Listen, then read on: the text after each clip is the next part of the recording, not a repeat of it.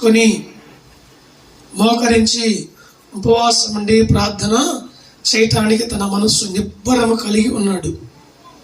అంటే చాలామంది ప్రార్థన చేసేటప్పుడు కొన్ని దాన్ని ఏమంటారంటే పనుల మీద మనసు పెట్టి ప్రార్థన చేసుకుంటారు.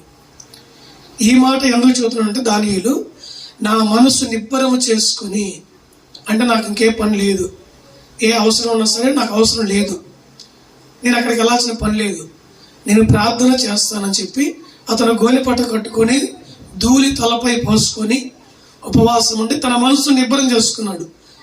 ఉదయం నుంచి మధ్యాహ్నం వరకు ప్రార్థన చేస్తా, లేదు గంట సేపు నేను ప్రార్థన చేస్తా, ఇంట్లో మందిరానికి వెళ్ళి ఒక అరగంట అయినా సరే నేను మోకరించి ప్రార్థన చేస్తా, ఎవరు పిలిచినా వెళ్ళను, ఇది నా నిశ్చయిత అని చెప్పి ప్రార్థన చేసుకుంటారు. అలాగే తన మనసునంట నిబ్బరము చేసుకుని ప్రార్థన చేయటానికి పూనుకున్నాడు.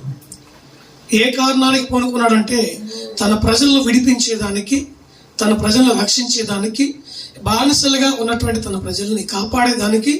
దానియేలుకు దేవుడు దర్శనమిస్తే ఏం చేయమంటావయ్యా అని దేవుని అడిగితే దేవుడు అన్నాడు, నువ్వు ఉపవాసం ఉండి ప్రార్థన చేయమన్నాడు.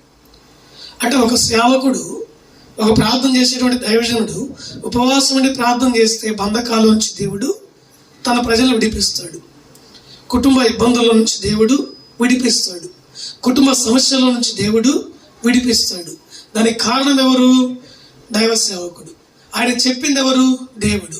ఆ మాట ప్రకారంగానే దానియేలు తన మనస్సు నిబ్బరం చేసుకొని ఒక చోట మోకరించి ప్రార్థన చేసి దేవునికి అప్పగిస్తున్నాడు. మామూలుగా కాదు, గోనెపట్ట అంటే వస్త్రాలు ఉండవు, గోనెపట్ట నడుముకు చుట్టుకొని తలపైన బూర్తి పోసుకొని ఎర్రటి ఎండకి చేతులు చాచి, నా దేవా, నా ప్రభువా, ఇదిగో ఈ సమస్య నాకు వచ్చింది, ఈ బాధ నాకు వచ్చింది, ఈ ఇబ్బంది నాకు వచ్చింది, ఈ వ్యాధి నాకు వచ్చింది, ఈ రోగం నాకు వచ్చింది, ఈ కన్నీరు ఇలాగ వచ్చింది, నా బిడ్డల పరిస్థితులు ఇలాగ మార్చబడ్డాయి, నా కుటుంబ ఇబ్బందులు ఇలాగ ఉన్నాయి, కనుక ఈ సహాయం నాకు చెయ్యి అని నువ్వు ప్రార్థన చేస్తే దేవుడు ఖచ్చితంగా ఆలకిస్తాడు.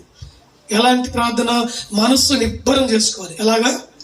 ఈ ప్రార్థన నేను చేస్తున్నాను కాబట్టి నా ప్రార్థన దేవుడు ఆలకించి నాకు సహాయము చేస్తాడు. దేవునికి మహిమ కలుగును గాక. అలాగైనా మనసు నిబ్బరం చేసుకుని ప్రార్థన చేస్తే దాసులుగా ఉన్నటువంటి ప్రజలను దేవుడు విడిపించి తన యొక్క పట్టణానికి తీసుకెళ్ళాడు. ఇది దానియేలు చేసినటువంటి గొప్ప ప్రార్థన.